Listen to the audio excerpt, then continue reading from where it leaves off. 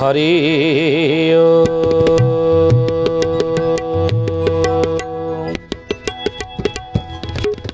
ओम भूर्भुवः स्वः तत्सवितुर्वरेण्यं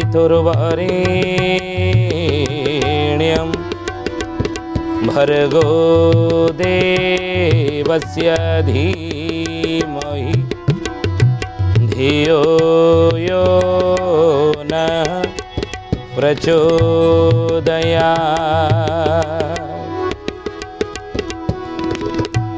महाब्रह्म निर्विकल्पं पूर्णानंद मयं हरि सर्वघटेज अच्युत तस्य पदे नमाम्यहम् तस्य पदे नमाम्यहम्। बोलिए महापुरुष अच्युतानंद जी की जय। शुद्धि जानी ज्ञानी गुणी मंडली आजिर मालिका वचन को आपण मानक स्वागत जनाऊँ। आजिर मालिका वचन रे आम आलोचना करिया जाऊँचे महापुरुष अच्युतानंदर मालिकार नाम है शिवकल्प नवखंड निर्घंट विषय रे। आउ शिवकल्प नवखंड निर्घंटर से पद आउ गोटे पद कौन महापुरुष लिखिंट तले बाबूरे मीन राशि शनि थे 13 दिनिया पक्ष युक्त हो जितेबले 67 अंक केतेबले ना दिव्य सिंहर 67 अंक आम हिसाब परा कले मेषक वृष संगते मिसाइबू मिथुन रे प्रकाशिण सप्तर्षि मंडल डाहाण रे लेखि नकह मोहर गुण मीन शनि गुरुवार रे पड़िबो यही अंके ध्रुव ध्रुव मिथुन मासरे 13 दिन पक्षे काल धरणी आसब अंकटा को हिसाब कर जानले 67 अंक हो गजपति राजा दिव्य सिंहर नहीं आ समय मीन राशि शनि थे बुझे महापुरुष कहते से समय ये घटना घटव तेणु महापुरुष कहले कौन घटना घटव ना उड़ीसा देश रे जल बिंब हेब आद्य प्रांत मध्य काले उड़ीसा जलमग्न हम बुझे कौ कौ अंचल जल खाली ओडिशा नुह कौ कौ जगह जलमग्न हम महापुरुष लिखिले अंग बंग कलिंग दिए देश जेते बाबू प्रिय देश जेते उड़ीसा उत्तराखंड प्रलय समस्ते बाबू प्रलय समस्ते अंग बंग कलिंग आदि ए देश जेते अंग प्रदेश बंग कहले कलिकता अंग बंग कलिंग कलिंग कहले ओडिशा नहीं उत्कल तेणु अंग बंग कलिंग आदि ए देश जेते ओडिशा उत्तराखंड प्रलय समस्ते उत्तराखंड ये सबू अंचल जलमग्न हम बोली महापुरुष मालिकार लिखिं आ किमिति हम बंगक तो रहा सेपटे कौटी कलिकता नहीं सेठी केमती जलमग्न हम महापुरुष लिखिले उत्तर रु गंगा उछोड़ी पड़ीण तही संगे देव धाड़ी नहीं गंगा उत्तर उत्तर गंगा रही था कि कलिकतार से गंगा उछोड़े बुझे आउ से समय महापुरुष उत्तराखंड अनेक समय आप देखुवे उत्तराखंड में जल प्रलय होती अतीत आगू आहरी हम बोली महापुरुष मालिका लिखिं केबे हेब मीन राशि शनि जितेबाला थे आतेबले महापुरुष को 13 दिनिया पक्ष युक्त हो जदा च जायते पक्ष त्रयोदश दिनात्मक महामुनि व्यास लिखिले शास्त्र रे नहीं कौन लिखिले भविष्य पुराण लिखिले जदा च जायते पक्ष त्रयोदश दिनात्मक जेतेबेले व्यास कहउचंती संसार रे 13 दिनिया पक्ष पड़िबो पक्ष क्षय हेई जदा च जायते पक्ष त्रयोदश दिनात्मक पक्ष क्षय हेई जेतेबेले 13 दिनिया पक्ष पड़ी जीव संसार रे सेतेबेले कौन हबो व्यास कहिले महामुनि व्यास आमे कहूनु हे ज्ञानी गुणी मंडली कौन लिखिले सेतेबेले कौन हबो ना भवे लोक क्षयो घोरा भवे कहले संसार रे भव सागर कहते भव सागर कहले पृथ्वी रे संसार रे ये सृष्टि रे सेतबेले कौन हम ना क्षय घोरा भवे लोक क्षय माने लोक मरिवे सेतबेले 13 दिनिया पक्ष पड़े मीन राशि शनि थिला बेले आउ सेतबेले क्षय लोक क्षय घोरा माने घोर लोक क्षय हेबे आउ सेतबेले मुंडमाला जुता मही ये संसार मही कले पृथ्वी मुंडमाला हबो अर्थ युद्धर घनघटा जो मुंडमाला हम ये संसार नहीं देखो किभली भाव में महामुनि व्यास लिखिं ताकू लिखिं अच्युतानंद महापुरुष शिवकल्प नवखंड निर्घंटे अंग बंग कलिंग आदि देश जेते ओडिशा उत्तराखंड प्रलय समस्ते से समय ये परिस्थिति उपजीव पुणी कहले 13 दिन पक्ष निशे पड़ो सही किछि जन अनिल रे होइबे का दही बाबू होइबे का दही बाबू होइबे का दही। ए ज्ञानी गुणी मंडली सुधी जाने आमे कहूनु शास्त्र प्रमाण दौचु एपटे ग्रंथरे मध्य महापुरुष कौन लिखिं ताको आमे प्रमाण देलु कहले जेते बेले मीन राशि रे शनि प्रवेश करेंगे 67 अंक सेतबेले हेइतिबो गजपति दिव्य सिंहर आउ सेही समय 13 दिनिया पक्ष पड़ो अर्थात 2.5 वर्ष यही 2.5 वर्ष भितर कौन कौन घटना गुड़िक घटो 25, 26, 27 ये 3 वर्ष भितर कौन कौन घटना घटो 2025 मसीहा 2026 मसीहा 2027 मसीहा ये 3 वर्ष भितर कौन कौन घटना घटो जहाँ शास्त्र रे महामुनि व्यास लिखिं भविष्य पुराण शास्त्र रे पुनश्च पंचसखा माने मालिका ग्रंथरे ताकू लिखिं ये दीटा कथा आपण निकट में उपस्थापना करुछु नहीं तेणु महापुरुष कहले कहले बाबू रे प्रथमे कौन हम 13 दिनिया पक्ष पड़े ना अंग बंग कलिंग आदि ए देश जेते ओडिशा उत्तराखंड प्रलय समस्ते जल प्लवन हम जल प्रलय समय हेब बुझिले ये सब जगह जल प्लावन हम अंग बंग कलिंग ओडिशा उत्तराखंड ये सब जल प्लावन हम ये समय 3 वर्ष भितर आउ कौन हम ये समय ना महापुरुष लिखिं जदाच जायते पक्ष त्रयोदश दिनात्मक भव्य लोक क्षय घोरा मुंडमाल जुतामही ये पृथ्वी मुंडमाल हम युद्धर घनघटा जो युद्ध हम ये समय रुक्मिणी गीतार लिखि 13 दिन पक्ष जेबे हेइब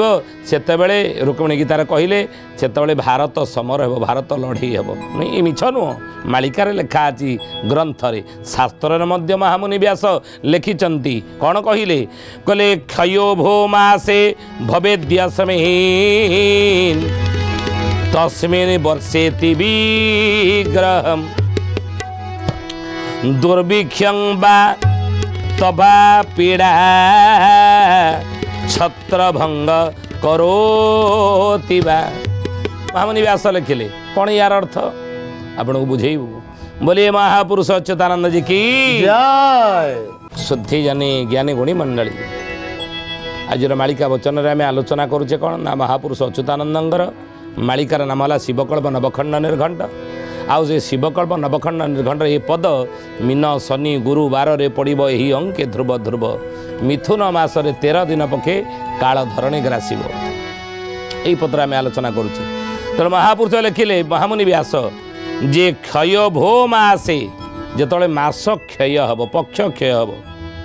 आउ क्षय भो मासे भव्य दस्मिन अनेक समय आप देखि मास क्षय मध्य हुए एक 2 मासी पड़े पड़ेनि कि आपड़ कहे हाँ पढ़ी हाँ अतीतर अनेक बार पढ़ी अतीतर अनेक बार पढ़ी महापुरुष लिखिते कौन आपद पड़ब बहुत किछि आबर भांगिब आगु कहूँ आरते लोड़े धर्म नाहा आंट करी भज जे जगुनाहा अतिरिक्त मास बक्ष जे अमावास्या संक्रांति एकत्र पड़ब बहु बार कर लक्ष्य जे तेणु जिते महापुरुष लिखिं अतिरिक्त मास पड़ो मास क्षय होकर माने कमिकी मासटा है 30 दिनिया ना 30 दिन गोटे मास आप 31 मास पड़ूनी कौन हाँ 28 मास पड़ुची फेब्रुआरी मास 28 29 पड़ुची 31 ମାସ ମଧ୍ୟ କେତେବେଳେ ପଡ଼ୁଛି କିନ୍ତୁ ମାସ କହିଲେ ହେ ଜ୍ଞାନୀ ଗୁଣୀ ମଣ୍ଡଳୀ ଆମେ 30 ଦିନ ବୋଲି ଧରନ୍ତି। ଯଦି 30 ଦିନ ବୋଲି ମାସକୁ ଆମେ ଧରିବା ତାହେଲେ ହିସାବ କରିଦେଲେ 12ଟା ମାସ ବର୍ଷକ 12 ମାସ ହେବ। କିନ୍ତୁ ଆପଣ କହିବେ ପୁଣି ଅଧିକା ମାସ କେଉଁଠୁ ଆସିବ ନା ଦୋମାସୀ ପଡ଼ି ମାସ କ୍ଷୟ ହେଇଯିବ। 30 ଦିନ ନ ହୋଇ ମାସ କ୍ଷୟ ହୋଇ ଦୋମାସୀ ପଡ଼ିବ ବୁଝିଲେ 13 ମାସ ଭୋଗ ହେବ। ଯେତେବେଳେ ବ୍ୟାସ ଲେଖିଲେ କ୍ଷୟ ଭୋ ମାସେ ଆଉ ଯେତେବେଳେ ମାସ କ୍ଷୟ ହୋଇ 13 ମାସ ଯେଉଁ ବର୍ଷ ଭୋଗ ହେବ ତା ପରଠାରୁ ଭବେଦ୍ୟସ୍ମିନ୍ ତସ୍ମିନ୍ ବର୍ଷେତି ବିଗ୍ରହମ୍ ଏ ବର୍ଷ ଭିତରେ ଗୋଟିଏ ବର୍ଷ ଭିତରେ ଯେତେବେଳେ ମାସ କ୍ଷୟ ହୋଇ ଅଧିକା ମାସ ଭୋଗ ହୋଇଯାଏ ସେତେବେଳେ ଦୁର୍ଭିକ୍ଷ ଲେଖିକି ରଖନ୍ତୁ ଏ କଥା ସଂସାରରେ କ'ଣ ପଡ଼େ ମହାମୁନି ବ୍ୟାସ ଭବିଷ୍ୟ ପୁରାଣ ଲେଖିଲେ ସେତେବେଳେ ଦୁର୍ଭିକ୍ଷଂ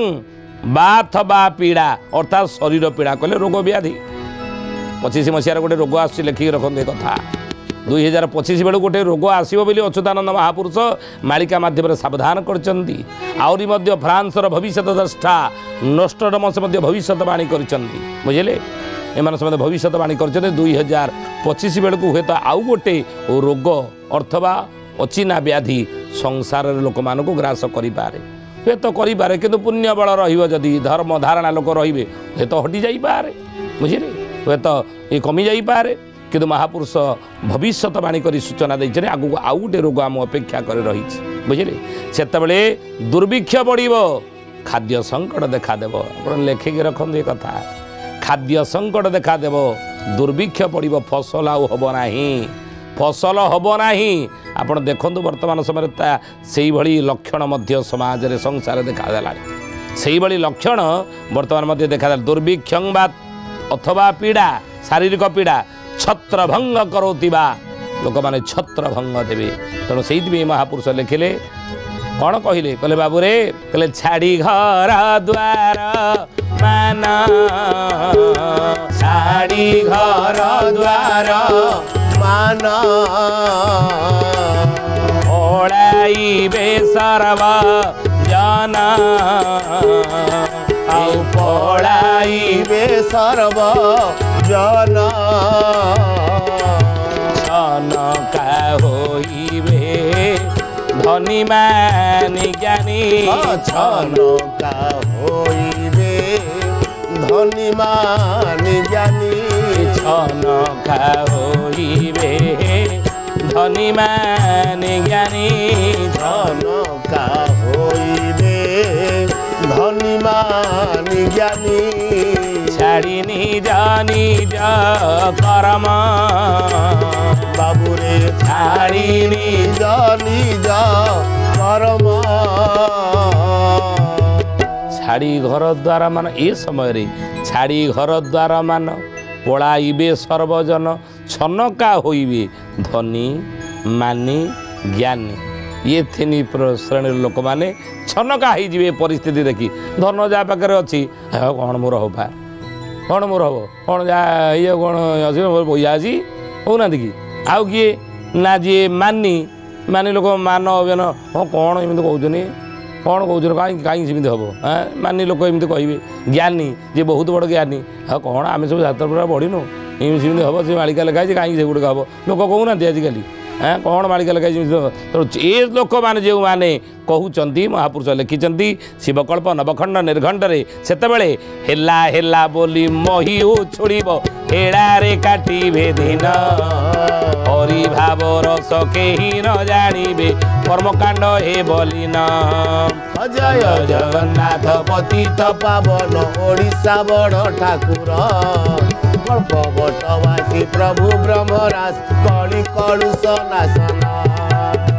ଆଜି ଏତେବେଳେ ଇଏ ହେଇଯିବ ଆଉ ସେତେବେଳେ ପରା ଶିବକଳ୍ପ ନବଖଣ୍ଡ ନିର୍ଘଣ୍ଟ ଅଚ୍ୟୁତାନନ୍ଦ କହିଲେ ସେଇମାନେ ଧନୀ ମାନି ଜ୍ଞାନୀ ସେଇମାନେ କହେ ହେଲା ହେଲା ବୋଲି ବହି ଉଛୁଳିବ ହେଳାରେ କାଟିବେ ଦିନ ଆମେ ହେଳା କରିଦେଲେ ଆଉ ନୁହେଁ ହେଳାରେ ଦିନ କାଟିଦେଲେ କିଛି ବିଶ୍ୱାସ କଲେନି ଏ କଥାକୁ ଶୁଣିଲେନି କାନ ଡେରିଲେନି ତେଣୁ ଏଇଭଳିଆ ଅବସ୍ଥା ହିଁ ହେଲା ଆଉ ହେଲା ହେଲା ବୋଲି ମହି ଉଛୁଳିବ ହେଳାରେ କାଟିବେ ଦିନ ହରି ଭାବ ରସ କେହି ନ ଜାଣିବେ କର୍ମକାଣ୍ଡ ହେବ ଲିନ ଥନକା ହୋଇବେ ଧନୀ ମାନି ଜ୍ଞାନୀ ଛାଡ଼ି ନିଜ ନିଜ କର୍ମ ଆଉ କର୍ମ କ'ଣ କରିବେ ସେତେବେଳେ ଏଇ ଘଟଣା ଘଟିବ ବୋଲି ମହାପୁରୁଷ ମହାମୁନି ବ୍ୟାସ ଏ କଥା ଭବିଷ୍ୟ ପୁରାଣ ଲେଖିଛନ୍ତି ଆଉ ସେଇ କଥାକୁ ମହାପୁରୁଷ ଅଚ୍ୟୁତାନନ୍ଦ ମାଳିକାରେ ଲେଖିଲେ ଶିବକଳ୍ପରେ ବୋଲେ ପୂର୍ବ ଅଞ୍ଚଳରେ ହେବ ଖଳ ଗୋଳ ଉତ୍ତରେ ଲାଗିବ ଗୋଳ ମକ୍କା ମଦିନାରେ ଯୁଦ୍ଧ ଆରମ୍ଭିବେ ପଶୁମାନବ ବିକଳ ପଶୁମାନବ ବିକଳ ହେ ସୁଜନେ ପଶୁ ମାନବ ବିକଳ ପଶୁ ମାନବ ବିକଳ ହେ ସୁଜନେ ପଶୁ ମାନବ ବିକଳ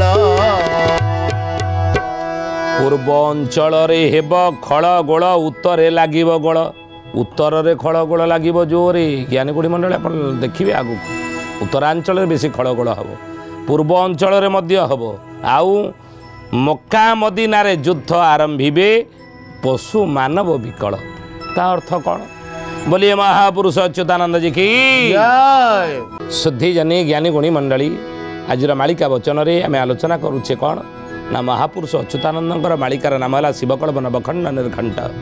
ଆଉ ଏ ଶିବକଳ୍ପ ନବଖଣ୍ଡ ନିର୍ଘଣ୍ଟର କ'ଣ ବିଷୟ ନା ମହାପୁରୁଷ ଲେଖିଛନ୍ତି ଯେତେବେଳେ ମୀନ ରାଶିରେ ଶନି ରହିବେ 13 ଦିନିଆ ପକ୍ଷ ପଡ଼ିଯିବ ସେତେବେଳେ ଏଇ ଅଞ୍ଚଳ ଗୁଡ଼ିକ ସାରା ବିଶ୍ୱରେ ଏଇ ଜାଗାରେ କ'ଣ କ'ଣ ବିତ୍ପାତ ଗୁଡ଼ିକ ସବୁ ଘଟିବ କ'ଣ କ'ଣ ଅଘଟଣ ଗୁଡ଼ିକ ସବୁ କି ଅଘଟଣ ଗୁଡ଼ିକ ସବୁ ଘଟିବ ସେଇ ବିଷୟ ଲେଖିଛନ୍ତି ଆମେ ତାକୁ ଆଲୋଚନା କରୁଛେ ଆଉ ସେ ଘଟିବ କି ନ ଘଟିବ ସିଏ ଅଲଗା ପର କଥା କିନ୍ତୁ ମାଳିକାରେ ଲେଖା ଅଛି ଆମେ ତାକୁ ଆଲୋଚନା କରୁଛେ ଇୟା ହେବ ବୋଲି ମହାପୁରୁଷ କହୁଛନ୍ତି କ'ଣ କହିଲେ ସେତେବେଳେ ନା ହେଲା ହେଲା ବୋଲି ମହି ଉଛୁଳିବ ହେଳାରେ କାଟିବେ ଦିନ ସେତେବେଳେ ହେଲା ହେଲା ମହି ଉଛୁଳିବ ଅର୍ଥ ମକ୍କା ମଦିନାରେ ସେତେବେଳେ ଯୁଦ୍ଧ ଆରମ୍ଭ ହେବ ପଶୁ ମାନବ ବିକଳ ହେବେ ପଶୁ ମାନବ ଇଏ ଉଭୟଙ୍କ ଉପରେ ବିପତ୍ତି ପଡ଼ିବ କେଉଁଠି ନା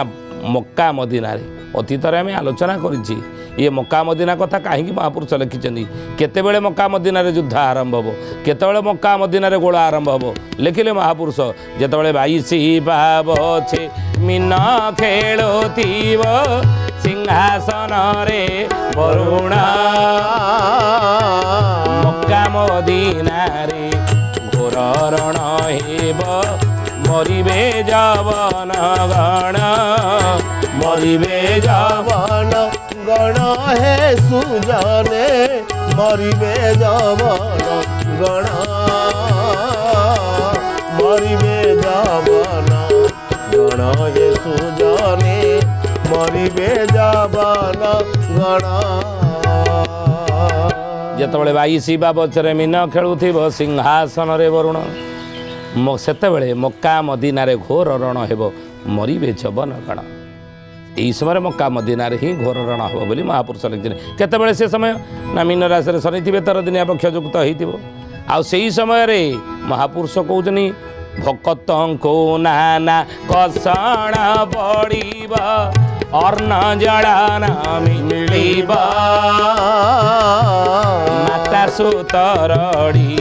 ଭକ୍ତ ଲୀଳା ଶ୍ରୁତି ଇନ୍ଦ୍ର ସୃଷ୍ଟି ନ ପାଳିବ ଇନ୍ଦ୍ର ସୃଷ୍ଟି ନ ପାଳିବ ହେ ସୁଜନେ ଇନ୍ଦ୍ର ସୃଷ୍ଟି ନ ପାଳିବ ଇନ୍ଦ୍ର ସୃଷ୍ଟି ନ ପାଳିବ ହେ ସୁଜନେ ଇନ୍ଦ୍ର ସୃଷ୍ଟି ନ ପାଳିବ ମହାପୁରୁଷ କହିଲେ ସେତିକି ବେଳେ ଭକ୍ତଙ୍କୁ ନାନା ଦୁଃଖ ପଡ଼ିବ ଭକ୍ତଙ୍କୁ ନାନା କଷଣ ପଡ଼ିବ କଷଣ କଷ୍ଟ ପଡ଼ିବ ଏବେ କ'ଣ ଭକ୍ତଙ୍କୁ ପଡ଼ୁନି କି ଆଗକୁ ଆହୁରି ପଡ଼ିବ ସାଧାରଣ ଲୋକମାନଙ୍କ କଥା ଛାଡ଼ି ଦିଅନ୍ତୁ ଭକ୍ତମାନେ ମଧ୍ୟ କଷଣ ଭୋଗିବେ ସେ ସମୟରେ ଆଉ କଷଣ କେମିତି ଭୋଗିବେ ନା ଅନ୍ନ ଜଳ ମିଳିବ ନାହିଁ ଅନ୍ନ ଜଳ ମଧ୍ୟ ମିଳିବ ନାହିଁ ଅନ୍ନ ନ ମିଳିବା କଥା ଅନେକ ସମୟରେ ଅନ୍ନ ମିଳୁନଥିଲା ନଅଙ୍କ ଦୁର୍ଭିକ୍ଷ ପଡ଼ିଥିଲା ନୁହେଁ ଆପଣମାନେ ଜାଣିଥିବେ ଏ କଥା ସେତେବେଳେ ଲୋକମାନେ ହା ଅନ୍ନ କହି ଚିତ୍କାର କରି ଅନାହାରରେ ଅନେକ ଲୋକ ମରିଥିଲେ ନଅଙ୍କ ଦୁର୍ଭିକ୍ଷ ବେଳେ ନୁହେଁ ଏ ଜ୍ଞାନୀ ଗୁଡ଼ି ମଣ୍ଡଳୀ ଅନ୍ନ ନ ମିଳିବା କଥା ଅନେକ ସମୟରେ ଘଟଣା ଘଟିଛି କିନ୍ତୁ ଜଳ ମିଳିବ ନାହିଁ ଅଚ୍ୟୁତାନନ୍ଦ ମହାପୁରୁଷ ଶିବକଳ୍ପରେ ଲେଖିଲେ ଯେ ଲୋକଙ୍କୁ ଜଳ ମିଳିବ ନାହିଁ କ'ଣ ଏଭଳି ପରିସ୍ଥିତି ଆସିବ ଜଳ ମିଳିବ ନାହିଁ କି କଥା ଇଏ ସୃଷ୍ଟି ଏ ପୃଥିବୀରେ 3 ଭାଗ ଜଳ ଭାଗ୍ୟ ହେଉଛି ସ୍ଥଳ से भाग्य स्थल भागरे आम कौन करें ना घर द्वार कर जमीबाड़ी तादे पुणी अच्छी यदि फसल उत्पादन करुचे अन्न उत्पन्न करुचे खाई आम बचुचे गोटे भाग्य नहीं घर द्वार कर सारापर चाष जमी हल करी फसल उत्पादन कर अन्न आम खाऊे कि तीन भाग जल ना से भाग्य स्थल आम करके अन्नर अभाव पड़ा ये तीन भाग जल अच्छी सतर कौन जल संकट पड़ो ये विश्वास योग्य है भाया कथा ये नुह विश्वास होना किंतु महापुरुष लिखिं बाबू समय आसो कौन हम ना महापुरुष जल संकट देखादेव जल संकट देखादेव कृषि अनुपाते जल कृषि अनुपाते कर होइब बहुत पानी बिक्री होउथिब कहूची मु सत माने एक कथा आम आलोचना करछे पानी बिक्री हेलानी एणे जलटा किणिक पिऊे आगक जल मिलिब नाही अर्खित दास पर लिखिते आम आलोचना करने कि कौन कहले बोले बुंदे पानी स्वप्न हेब लक्षे टंका देले आउ यही घटना घटिब मने रख दिने राम रे जे बुंदे पानी स्वप्न हेब लक्षे टंका देले आगक समय एभली पड़ो बोली महापुरुष सतर्क करछंती कहले बुंदे पानी लोके पाइबापी हाँ कौन हे ना कष्टकर हो लोक लक्षे टंका देले बुंदे पानी मिलिब यही घटना घटिब मने रख दिने ये घटना दिने घटिब तेणु से कहले भकत क्या पेशी पड़ो ना भकत को ना कषण पड़ो अर्ण जल न मिलिब माता सुत रड़ी भक्त लीला श्रुति इंद्र सृष्टि न पालिब से इंद्र सृष्टि मान कौन वर्षा करेंगे नहीं वर्षा अभाव हम आगू बोली महापुरुष मालिका लिखिं शिवकल्पे ये ज्ञानी गुणी मंडली यार अर्थ तेणु आगामी समय आम यू ही प्रसंग आगू नवा आर परवर्ती अध्याय तो बर्तमान तो समय होती आसतु बाणी की विराम देवा से प्रभुंकर नाम नहीं हरे कृष्ण कृष्ण कृष्ण हरे हरे हरे राम राम राम हरे हरे हरे कृष्ण कृष्ण कृष्ण हरे हरे हरे राम राम राम हरे हरे हरे कृष्ण कृष्ण कृष्ण हरे हरे हरे राम राम राम हरे हरे हरे कृष्ण कृष्ण कृष्ण हरे हरे हरे राम राम राम हरे हरे हरे कृष्ण कृष्ण कृष्ण हरे हरे हरे राम राम राम हरे हरे बोलो हरे कृष्ण कृष्ण कृष्ण हरे हरे हरे राम राम हरे हरे शुद्धि ज्ञानी गुणी मंडली आज आसतु बाणी के ठारे विराम देवा पुणी आसंता अध्याय भेट होगा रहुचु हरिओम शांति शांति शांति सर्वारिष्ट सुशांति भवतु।